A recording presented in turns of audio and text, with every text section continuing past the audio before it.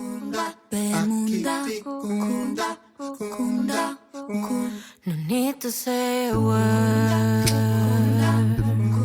we all have the same heart, we all have the same like personalities. We are all human beings. Is how Wow, I'm in a different country. Like I don't know the Mandarin. And who's gonna yes. because you're gonna see what gonna happen, what kind of condition they have. I think we all we had was So it's important that they disabled people be themselves. And I mean, autistic. It's just your characteristic, not yeah, a that's it's your disease. yeah.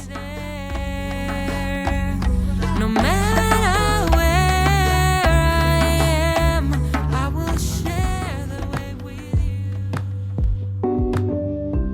you. 遇见有趣的灵魂，活出真实的自己。大家好，欢迎来到谈心社，让我们一起谈心、谈情、谈音乐。Welcome to Generous Talk, an intercultural conversation on music, health, and lifestyle. Enjoy.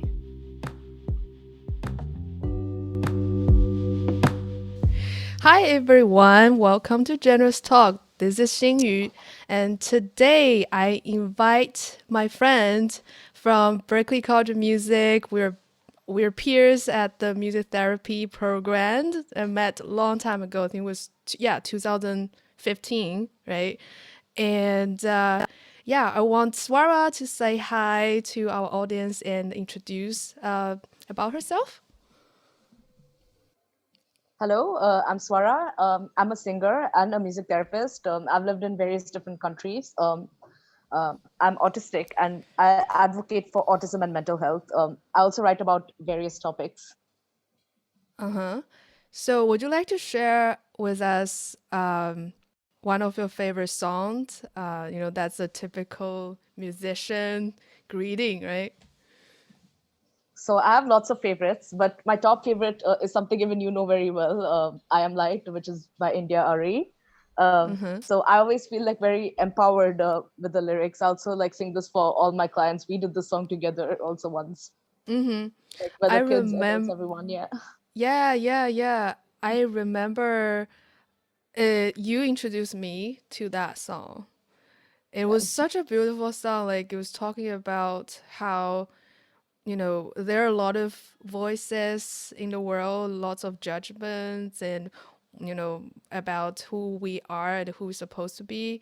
But that song is it offers such a way, a holding place for us to differentiate what is not us and what is us. And I still play it, from time to time for myself as my self-care.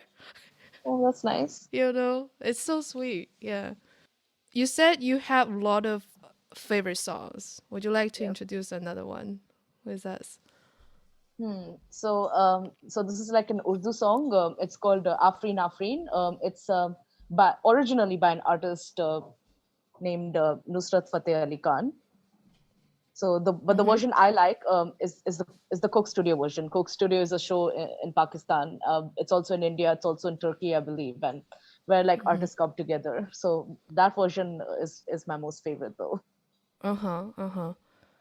You also said that you write about various topics. What are the topics you write about? Like about autism, about mental health, about body shaming, all that. That's a lot of different topic. And would you like to share what made you want to write about like autism? Let's say we can say like one after another, like autism, like body shaming. Like what's the reason you want to write about them? Writing is my way of communicating. So I feel like I could like voice my thoughts through people, like through writing. I mean, like writing what I feel very strong about these topics because I've gone through them, and I would want to like help all those who are going through that. I remember, I see you posting on Facebook very often, like talking about all those topics, and I feel you're very much on the front of talking about those topics, like which a lot of time for people it's very hard to even say about those words, right? Because there's stigma, there's like shame around them. So every time I think when I read a lot of what you write, and I feel like I'm learning a lot from Oh, all the posting, all the stories you share. So I really admire you doing that.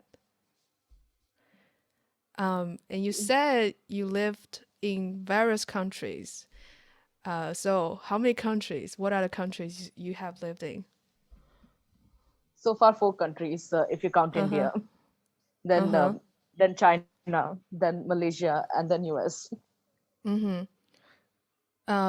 So how do you think like these experiences change your perspective of the world? Like living in one country and then another culture. I feel like, there was so much more to see in this world. Like, there's so many people from different cultures, so many different foods, so many different languages. And then it's like, we are all different, yet we are the same. We're different, yet we're the same. What do you think is the same thing that you see across the culture? Like, we all have the same heart. We all have the same, like personalities. We are all human beings, is how I see it. What was it like I think we connect when we met at Berklee. Like I was like, oh, Swara, you live in Shanghai for Yes, I did. how long? 10 years or 8 years? 4 years. 4 4. years, 4 years. Yeah. When was that? It was during my school days from 2005 to 2009. What it was like for you living in Shanghai?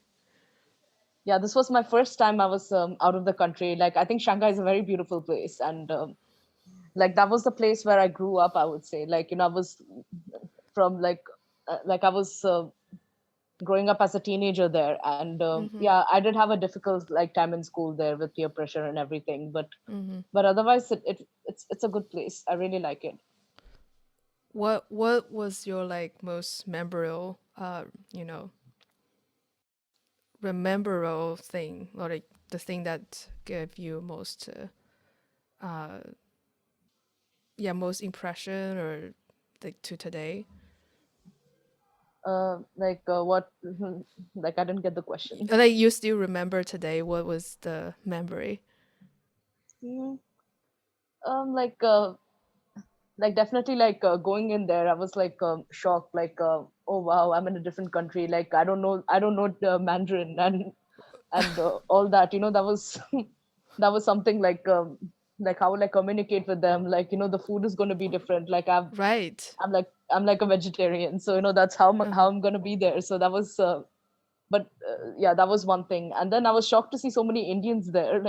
Oh, There were too many Indians, and we too all many connected. Indians. Yeah. And then we all had a singing troupe as well, so that was a really good memory of mine. I could do music there with Oh, you had a Indian singing music. troupe. Yeah. Wow. Yeah.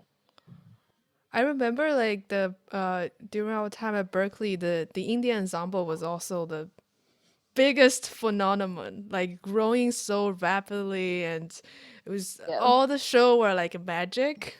I know you are one of them. Yeah. Would you That's like right. to Yeah. share your experience there, like singing? Oh yeah, the Berklee Indian Ensemble has been such a good memory. I always wanted to be a part of it. Like, even when before going to Berklee, I'm going to be a part of this, and I'm so glad I got to be a part. Like, I got to learn so much. I got to grow as a musician there, and that ensemble didn't just have Indians. They had they had musicians all over the world, and I was surprised how they are good with Indian music, and Right. yeah, all of that. And yeah, I felt connected with the Indian culture and and Indian music by being in that ensemble. How many different nationality people are in that Indian ensemble, if you remember? So Yeah, while I don't ago. really. Yeah, it's been a while. Yeah, but so many people from different cultures, though, different countries. I think I wanted to join that ensemble as well. Yeah, yeah, I remember. I think the timing was kind of a bit tricky. But I remember one. I had a very vivid memory of seeing one show. It was like in Devi Friend. That's one of the recital hall at Berklee. Yeah, and I think that day I saw somewhere the poster that it was gonna happen, and I just walked by, but I did not really have time to join the full concert. But I walked by, I was shocked how packed it was, and usually there were chairs, right, for people to sit and enjoy the show. But that day there was no chair, and every audience was sitting on the floor. It was so packed on the first floor. Everybody was just shoulder by shoulder. Like I can smell a breath, like that kind of closeness. It was, and all the floor were packed. And also the second floor, I saw like there were people feel like they're hanging there on the second floor and trying to see the show. Oh no! Wow. Yeah. And I remember one friend he's from Israel, and he was the pianist, the keyboardist for that show. That stage was like it was a square, but they add another smaller square on the front, so it looks like a T shape. And he was sitting next to on the T shape, and he was playing like all full in was, I saw he's so enjoying it. And when he was soloing and he was moving, all like the full body Yeah, I get a workout. lot of energy there. Yeah. Right. And then he fell, like, because he was moving and he was like moving backwards, and he fell off the stage. But because they're like people fully packed, they just hold him and hold him back to the stage, and he just continued soloing. It was such an epic moment. Oh wow. Yeah, that's my when you talk about indie ensemble, that's a memory come back to me. I think you also played with like the when the big star came. Yes. Yeah. Like a couple of them. Yeah. At the Boston Symphony Hall, right? Oh no, I was not a part of that. I didn't come to Berklee, I think, yet. Yeah. Oh, I see. Why somehow I saw you were there. See, you're so connected with the indie ensemble. I think. I think you're talking about A.R. Rahman, right? Yes. Yeah. I think that he came way before the two. When did you join? I think it was maybe it was 2015. Yeah, because he came in 2014. So I was wondering if you were there as well. So. I went to Berklee 2014. Oh, 14? Oh, I think that's when I saw it. Yeah. Oh yeah, I came like later. So. I see.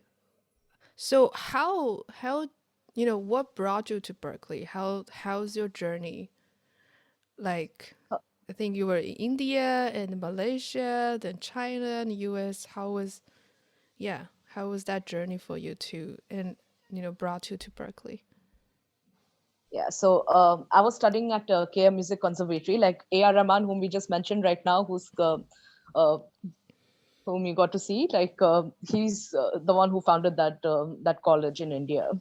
So I studied there for a year, and then there was a time when people from Berklee came and did some introductions, and I thought I was so like intrigued by that, and then I went and researched the place, and then one thing that really intrigued me so much was that they had bachelors in music therapy. Like I was like looking for all I could find was like certificate or masters in music therapy, but Berklee had bachelors in music therapy, so that that really intrigued me. And then another thing was that there were people from so many different cultures, and then like the classes and shows, they were all like of different cultures. They were all unique. Like there's a Berklee Indian ensemble in Berklee, and then there's like also like different I believe East, like there was Middle Eastern and all that. Yeah. African. Yeah, I played at the African string ensemble, although I was a keyboardist, but but I was able to play like all kinds of, digital string or digital flute, things like that. Yeah, and another thing is there was like so many different kind of music you can pursue. Like people say like Berklee is like a jazz school, but it's not a jazz place. Like, not just a jazz place. Like there's also, Not you just can do jazz. pop, R&B, everything. Like, yeah. Yeah. I think it's rooted in jazz. It was founded, when it was for jazz cats to kind of study, improve their arrangement skill and performance skill, but later it's just all kind of contemporary music. Yeah, true. And yeah, so Berklee became my dream. Then how did you get to Berklee?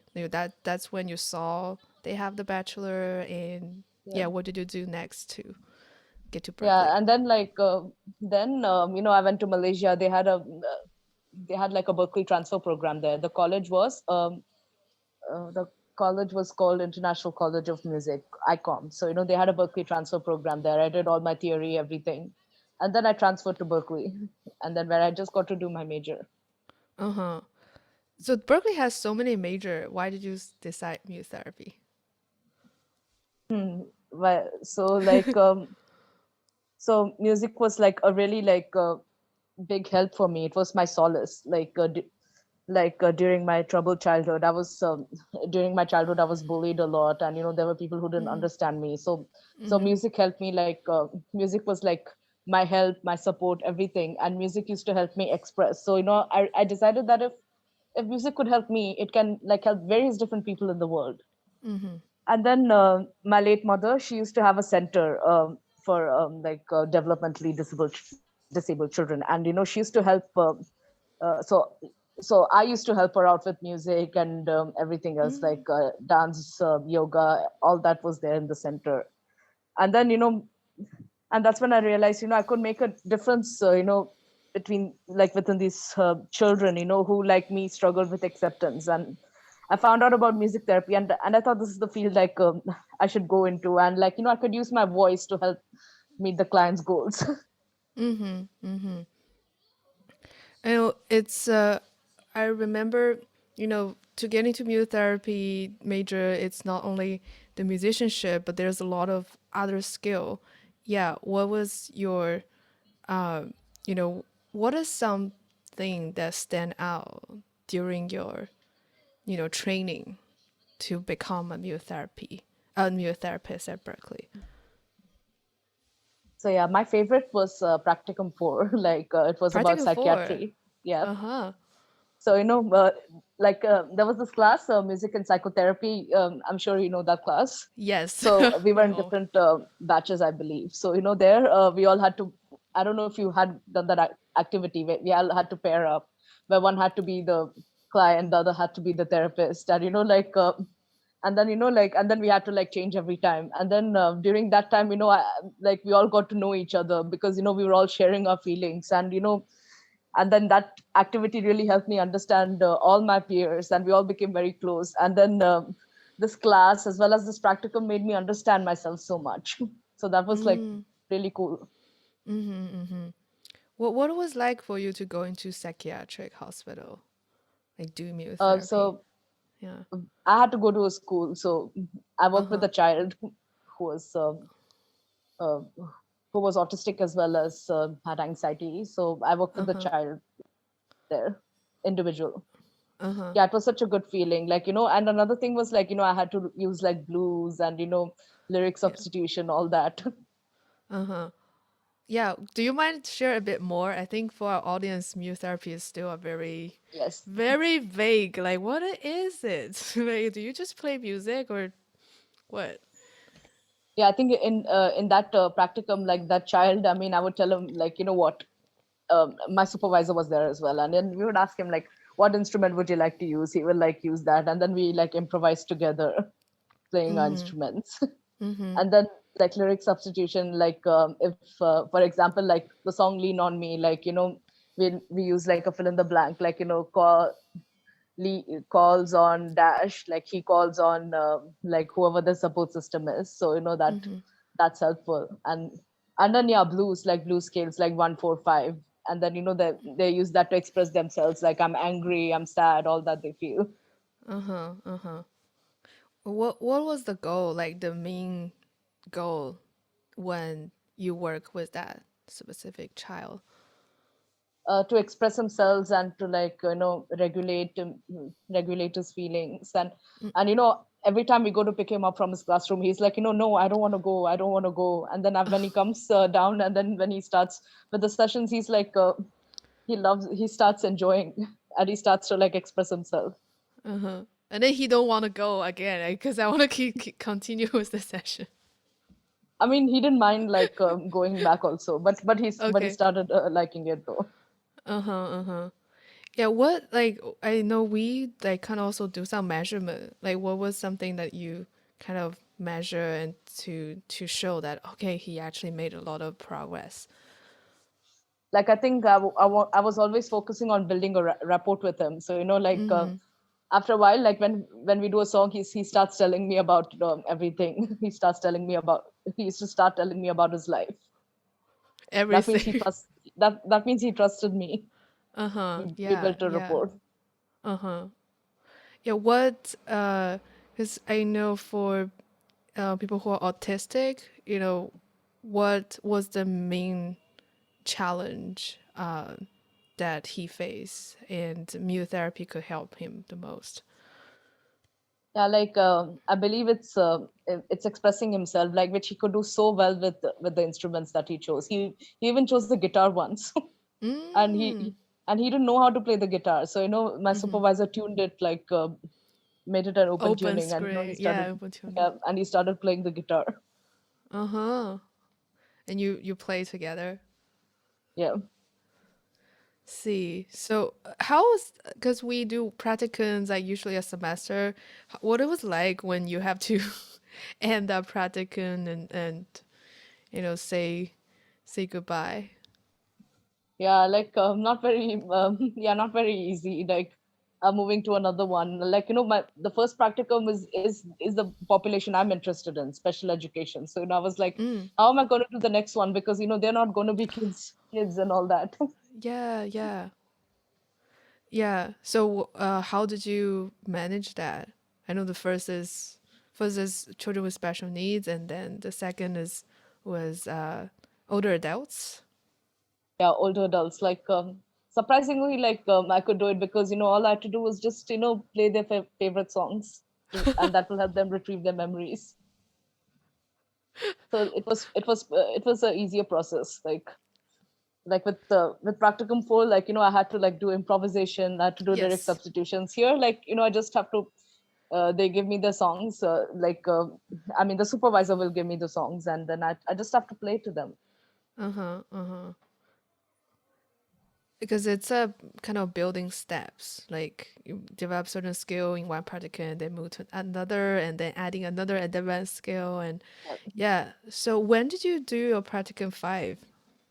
Where did you? Yeah, where? At Boston Children's Hospital. Oh, like your favorite, like working with children? Yeah, actually it was the most difficult for me. Because you don't know who you're going to run into, and like I'm always used to structure and preparation, and this time I don't know information. You only give information like 10 minutes before, and then you just have to perform. That was not perform, like do music therapy for them. That was so challenging. I was doing my practicum 5 also at Boston Children. Yeah, and like that time I do regret, like like the professors were like saying that are you sure you want to do this, because this would be challenging for you, but I still went ahead with it. Maybe I should have listened to them. What you said the most challenging was because you cannot predict who's gonna Yes. you're gonna see, what gonna happen, what kind of condition they have. I think we all we had was you can read their medical record to have a like brief understanding of why they're here in the hospital, but then you don't exactly. know anything else. So how did you manage that? Yeah, I'm not sure how I did it. Like, did I do a good job? Did I like how did I do it? I don't get it. I didn't know. Okay. Well, but that's so like kind of going to a situation where there's no structure, that's the most challenging for you. Yeah, But with structure, um, that will help you feel stable, right. feel Yes, comfortable. yes. So what what do you think the biggest growth then throughout Uh, your music therapy training? yeah, like being able to play the guitar and sing. Like, I didn't think I would get to do that, but nowadays, like, even if I have to make a cover or something, I go to my guitar immediately and sing together. That's something I never thought I could do. So that's a big strength I gained. And also, like, being determined and being authentic, like, just had to push myself every time. Music therapy is not an easy course. I mean, it's very challenging. So I had to push myself, and I don't know how I got to do it. And that, yeah, yeah, and that I got to, like, experience and work with different populations. Like, I'm not sure, like, I'm not, I wouldn't say that, that this is my strength or anything, but, like, I got to learn to be flexible, and it's not easy for me. Yeah, yeah, yeah. Like, I don't know if that's my strength, but that's something I've learned, I would say. Uh-huh. That's Yeah, one of your biggest growth. yeah, I wouldn't say like it's my biggest growth because I still struggle with that, but something I had to learn. Do you mind like explain, maybe to share with our audience, who may know about autism, or maybe they actually just heard about the word before? I know you identify yourself as autistic, right? Right. Not someone with autism. Can you explain Yeah. like why you choose to do that? Yeah, because, like, when you say like you're autistic, it's like, that's who you are. But when you say like people with autism, it's like, it seems like autism is something that it's like a disease that you suffer from. It's not a disease that you suffer from. It's just who you are. So, that's why we should say autistic, or we can, or like any other, like, or dyslexic, or, like that. Yeah. So I mean, autistic is just your characteristic, Yeah. not a It's your, yeah. disease. Yeah. Exactly. It's part of who you are. Yeah. It's who you are. Like, it's not something that you have, or like, it's not that you have a choice or something. It's who you are. Or something. I know, like, because I encounter, especially, I come back to China and I meet clients or including their parents. They come to me and most of them would want to cure, like they want to Yeah. find a solution to cure their child and hope they can be different. And what do you think about this mentality? Yeah. I'm against cure at any form, because it causes a lot of, like, stress and a lot of, like, pain when you go through that procedure. So, it's because your brain is wired differently. Like, you're telling somebody else to be someone else, and that in that process you go through a lot of harm. There's a lot of harm done. So I'm against that. What do you think we should do, like, as for example, for parents? Like, people expect, like, disabled people to, like, fit in and change for the world, like, but it's really impossible for them to change, because their brain is being wired differently. So, it's important that they disabled people be themselves, and these parents, they should put their effort in understanding and accepting them. That's the only best thing they can do, because yeah, they just need acceptance. How do you think because you mentioned earlier during your earlier school there were people like did not understand, so they bully you. How did you get and where did you get your acceptance? Yeah, like, obviously school was very difficult. Actually, that time they didn't know I was autistic. I didn't know I was autistic Oh, myself. you Like, I have didn't to, know? yeah, I didn't know myself. Like, so yeah, it was very difficult. Then, like, they didn't understand me. They all thought I was weird and strange, everything. So yeah, I think mainly Berkeley was the place where I got the acceptance, because there were people like me there. They were very Yeah, open there. yeah. how did you find out? You said you did not know you were autistic. How did you find out that you are autistic? I got diagnosed at the age of 16. Before that, my mom, she had told me that, I'm sorry, but I kept telling you that, you're normal, but neurotypical, but you do have, but you're a neurodivergent, but I don't know what is it, what is it that you are, but you're not like everyone else. Mm-hmm. And So you then, mean, and then next 2 years later, I got a diagnosis. mm-hmm. How did you like? How was that process like? Because I think, for example, I recently also have a client who just got diagnosed not with ADHD in her late 20s, 30, and how is it like for you to actually find out, oh, I'm autistic? Is I know this is who I am. Yeah, it took me years actually. I used to go to a lot of these places to get diagnosed, and I didn't get a successful and I didn't know why I was going. Also, I was young, but yeah, and yeah, that process wasn't was too long, and I didn't get any accurate result. But thankfully, I think because during that time there was not a lot of awareness. Like now we have the DSM and all that. So I think I'm glad that I, at least at the age of 16, that I got to be diagnosed. Mm-hmm. So I hear is the awareness and the understanding from the medical, the mental health field, or even Yeah, I think education yeah, as well, yeah, and then to the general public.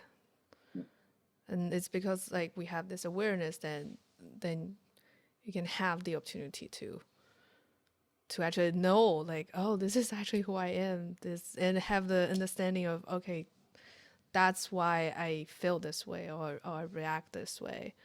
It's not that because I also hear sometimes people would blame child, oh, you're a bad person, why you behave this way, why yeah. you don't why do you not listen, why don't you listen to what I say. I think sometimes I see parents or teacher get frustrated Yes, true. while just maybe that child is autistic, right? Yeah. So that being said, what are you currently doing after graduate? I think we talk about your training experience at the Berklee, and I think you also involved with a band called Lotus Sound. Yeah, that's right. Right. Though right now we are in a hiatus, I would say, because we are all in different places, and Yeah. was hard to meet and everything. But yeah, I was a part of that. We went on a tour as well, and we had our EP. Mm-hmm. What's the name of the EP? I think it was the Lotus Sound. It's called Lotus Sound. Okay. Yeah. People can check that out. Or So Keep what are Dancing, you? one of them. Or Keep Uh-huh. Dancing, I think. Yeah. Keep dancing. Yeah. That's our single. That's our motto. I can, So yeah. what did you say? Yeah, I think it was Keep Dancing, but I just want to be Keep sure. dancing. Sounds good. Sounds good. Yeah, it is called Keep Dancing. Wow, it's been years. Yeah, this EP came out during the pandemic. I think pandemic twists our sense of time in Yeah. a lot of ways, right? So how are you Yeah. how have you been handling the pandemic? Not been very easy actually. I had to come back here because I was not getting anything in the US, and that's when the pandemic hit actually. So 6 months when I started my OPT, was when the pandemic hit, and everything Yeah. there was no scope and all that. So everything was closed there. So I came back, and even here everything was shut down. And I think last year, India went through the worst phase with the pandemic. we went through the second wave, and that like completely I felt like really anxious. I felt like really my mental health. I struggled with my mental health a lot then, like because I was like consciously worried about my health. I mean, I'm Yeah. that's like what's going to happen. Like every like it was the worst year, and during that time I also I lost a lot of I wouldn't say like people left me basically and then like lot of like tensions, lot of fights, all of that was happening as well during this time. Like it was not easy for any of us here. Yeah. Yeah. I think it's because it's a really big collective trauma for the Yeah, entire it's no less than a war, you know. I think yeah. the impact it has on the entire society. Yeah. So how are you how what do you do to take care of yourself in the midst of this? I think as Yeah, also as music therapists, I think that's also what we always be reminded by our mentors or professor peers and whatever continuing education, like all those things. so with the pandemic or just in general? We can talk about we can talk about in general, and then we can talk about specifically during the pandemic. Okay, yeah. So in general, when I was doing my internship, I've faced a lot of burnout there. So I was and I was trying to look for resources, what we can do for self care. I could not find a single like article or anything. And I'm because this is the field where we work, where we spend our time with the clients, where we keep our clients as the most important. So something needs to Yes. be done because we are bound to feel burnout. Yes. So I started seeing a lot more what really helped me so much was like singing for myself, singing what I felt like, rather than just doing it for someone else. Yeah, yeah. Yeah. I Or remember that. Yeah. yeah. Wait, what we saying? Oh, I was saying, did I cut you off or something? Oh, no, it's okay. Okay. I remember that we even had conversation on, I think when we start to, I think most of us, start off as like musician, like who come into the field. I think at Berklee, most of us are musician, we perform, we love music. We also see the therapeutic effects for ourselves and our relationship, our life in general. And that's why I want to use it to help others. I think once we start to get into the profession and kind of start to help clients like on a daily basis, our relationship with music kind of shifts a bit, right? And there's that balance of how many time we are using for our clients and how many times we use music for ourselves. Yes, And I true. remember Karen Wax, I think our Of big course, yeah. star role model, our Yes. professor. And Yeah. I had a conversation with her about like being a performing musician, like writing, just as a musician, writing music, creating music for whatever I like or I feel I want to express. And versus like being a music therapist, I create music for my clients. I think I had a conversation with her like, okay, like how do we have both of these roles?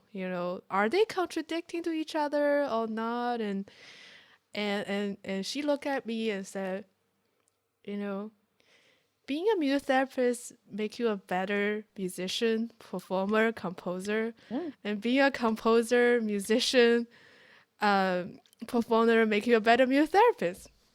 Oh. Yeah, it is true actually. It's very true. Yeah. Like, just remember, I can still see how she just look at me and say that today. Yeah. So how do you, when the pandemic hit, and how do you, I remember I have to up level my self-care strategy a lot. Yeah. So what did you do to Yeah. up level? Yeah. I really struggled a lot with that actually during the pandemic. Like it was just, I was just completely broken. But some things like, I used to like put a lot of, use a lot of like upload a lot of reels. Like, reels is on Instagram, Yes. which is, which is so TikTok. Yes. Like it's basically TikTok, which is an Instagram. So, I used to post that a lot. And then, yeah, like, and then I just focused on like doing like just following my dreams, like like like I'm still not able to pass the CBMT, so I was working on that, and they shut down every center in India, so I'm like, Yes. yeah, Yeah. because of the It's a pandemic, long, so I'm long, like, long wait. Yeah. yeah, and I'm not sure like when they're going to open. So that I was so I decided to focus on that, like at least prepare for that, like, Yeah. and then yeah, like like what else did I do? Yeah, and then I tried to cut off social media. Like I wouldn't say like I deleted my accounts or anything, but I just reduced, like Yeah. don't focus so much on posting and all that. For a while I didn't like. I tried like not to do that, and honestly it helped me. And I used to do like a 30-day challenge, this life coach, her name is Aurelia Michael, and she used to host like 30 days of things, like you could do anything, 30 days of meditation, 30 days of journaling, 30 days of self-care, all of that. So I did those challenges. Also, like there And were then a 30 lot days of of health, yeah. there are a lot of different kind of 30-day challenge. Yeah, and every day we had to make a post in Instagram, like story, Ah, and saying like what you did. And okay. So it's 2 days you'll be out. oh, you'll be out. They kick you out. Like, oh. Yeah. Yeah, but I did every 30 day, and it helped me so much with my Wow. mental health. Uh-huh. So you did like 30 day of meditation? Yeah, 30 days of meditation in So, January, and then on February I did self-care and journaling. uh-huh. And then on June I did health and mental wellness. Mm. So you post something like what do you do? What do you do on that day? Like Yeah, for your mental health, for example, right. or for meditation. Yeah. Oh. Wow, how many people were there in that community? I'm curious now. Yeah, like probably 10. 10? Okay. So you have a small kind of a closer group and you Yeah, can in kind the of chat. Yeah, Instagram chat, like, and then we oh, would share it to each other as well, and then we would comment. okay, cool. Then you can it's really a support system.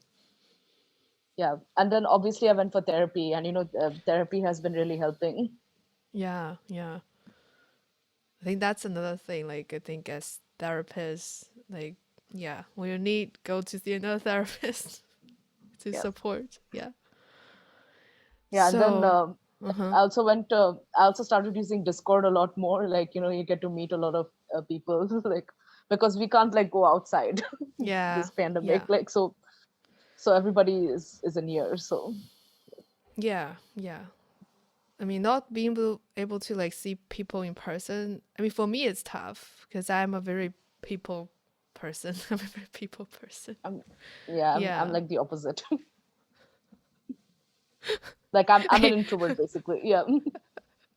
So does that at home it actually make you feel ease a bit?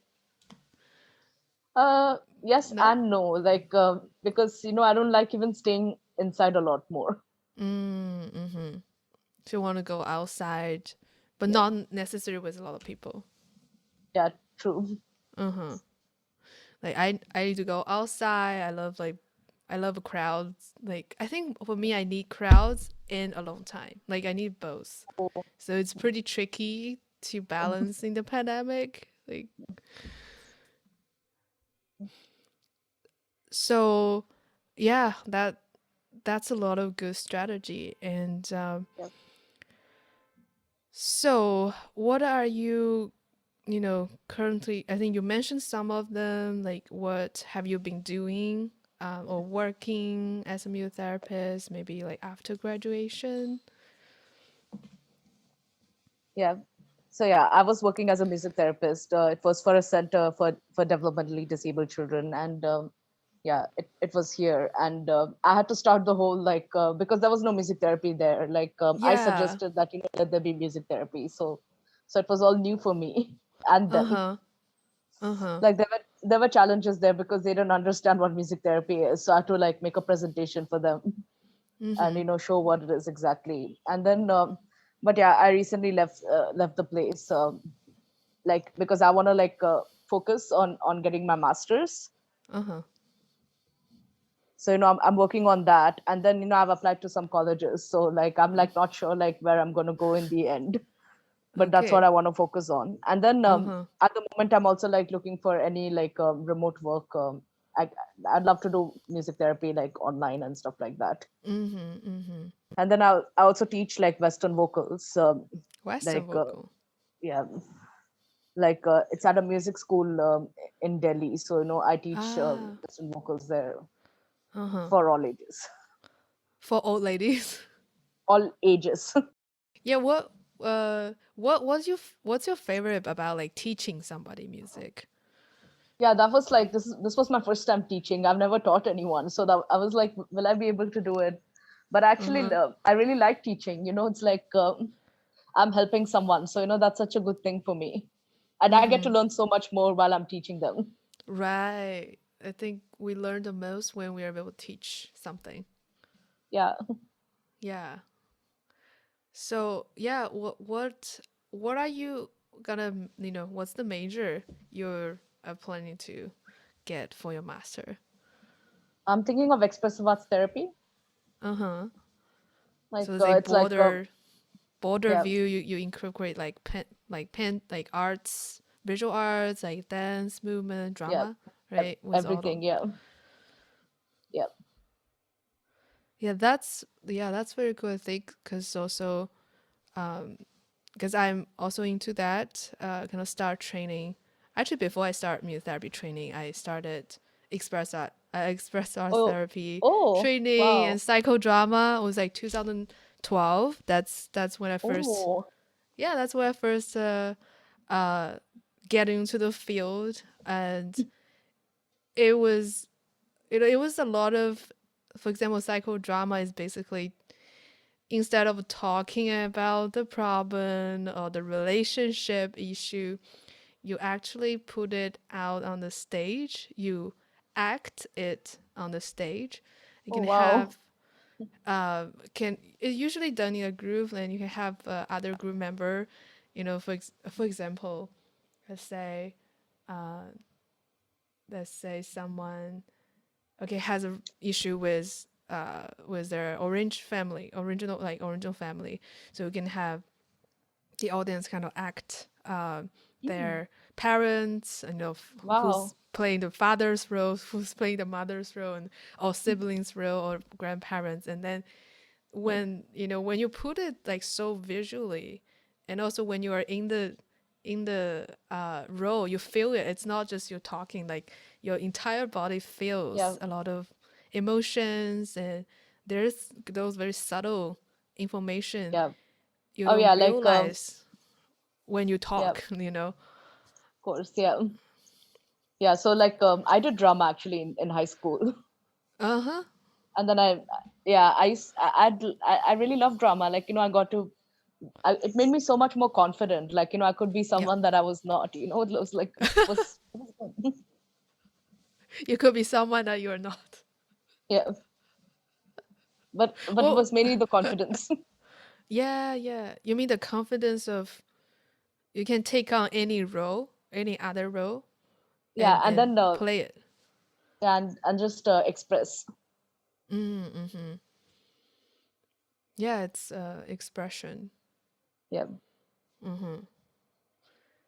Yeah, yeah, so that's my experience, and it's Oh. just yeah, it's amazing to once we act out the role, then the director, who's also a psychotherapist, will Mm. be able to make change in those relationship and dynamic of the storyline. Oh, And then because it's a projection of someone's inner world, so when we make the change on the stage, it's actually making change in that person's inner world. Yeah, I feel like sometimes like procedure, like in yeah, some way like a procedure. But right. yeah, but in a very fun way, even when we're facing trauma, you can bring laughter, Right. not just stuckness or like, shrinking. I think at the beginning we're talking about like when we feel fearful, like we always like tend to shrink, but we can actually open up. Yeah. So that's actually how it started, like psychodrama, expressive arts. And then I find I was the most musical one in the training group. Oh, Because when they play out certain scene, and I feel like there should be some music here. Because I could hear it. If we have music, we have sound or if we sing something, if we use instrument to play some kind of melody, it will help the person. We call protagonist. We can help them. And I start to oh, making some music. My trainer just like, yeah, go ahead. Release your spontaneity. And then I start to, become the musician in that therapy group. And because thanks to my mentor, and she's like, yeah, like why don't you integrate music therapy with psychodrama? So that's kind of one of the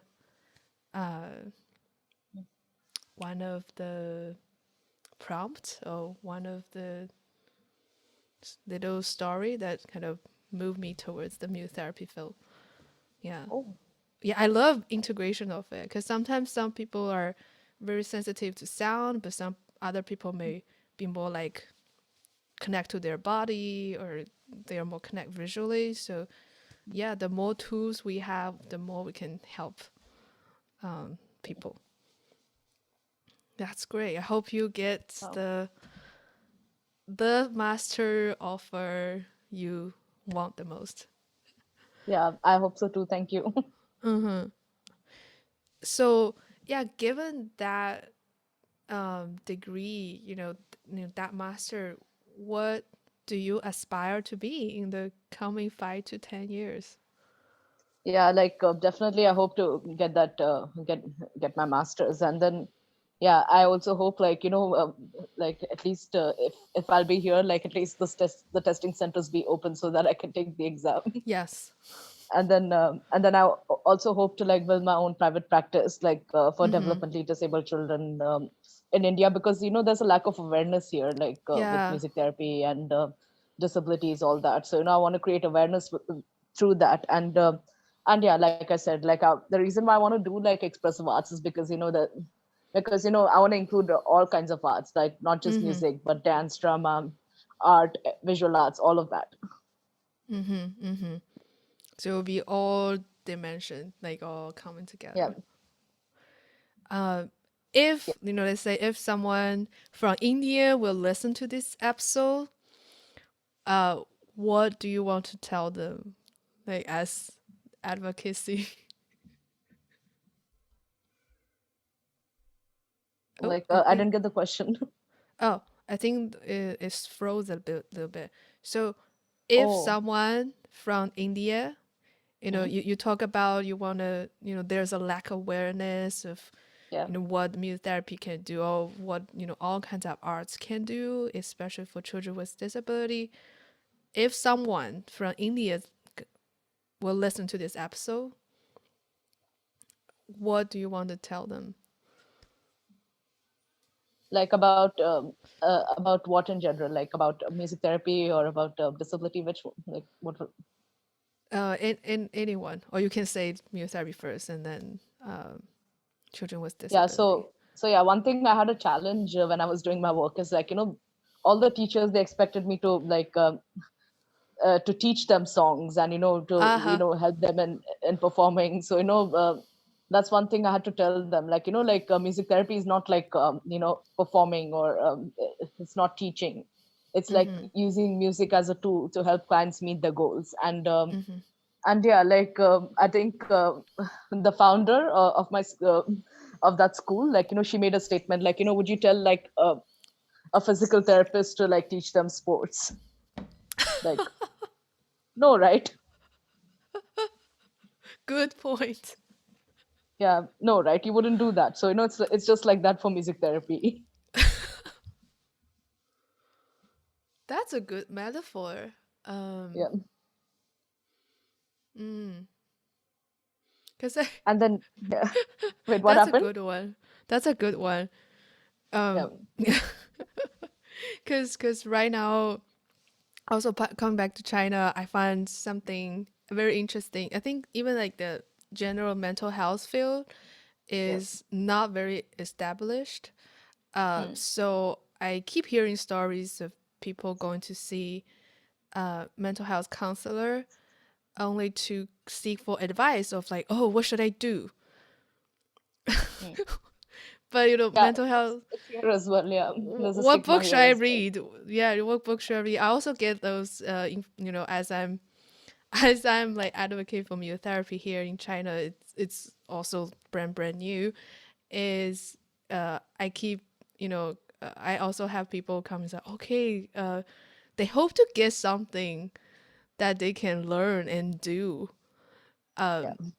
adding to their toolbox. But I'm like, okay, that's actually learning about music therapy, but not actually experiencing music therapy. So I found, wow, that's very interesting. Yeah. So what are you gonna tell people from India who might be listening about the children with disability? Yeah, like disabled people, they just want acceptance, and they are not like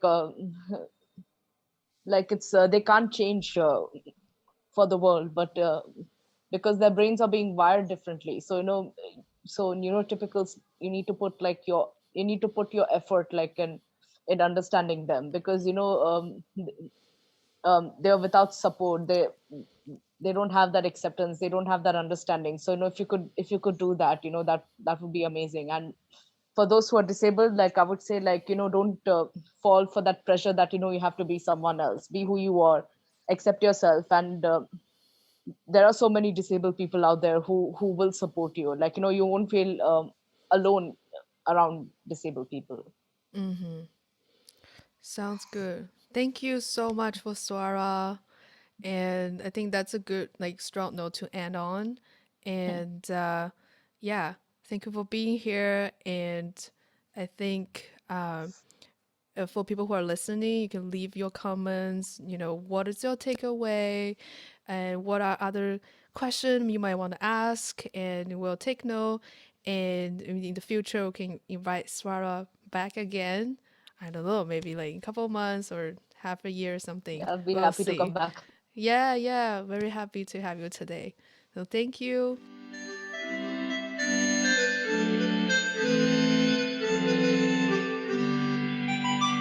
感谢你的收听，我们下一期不见不散。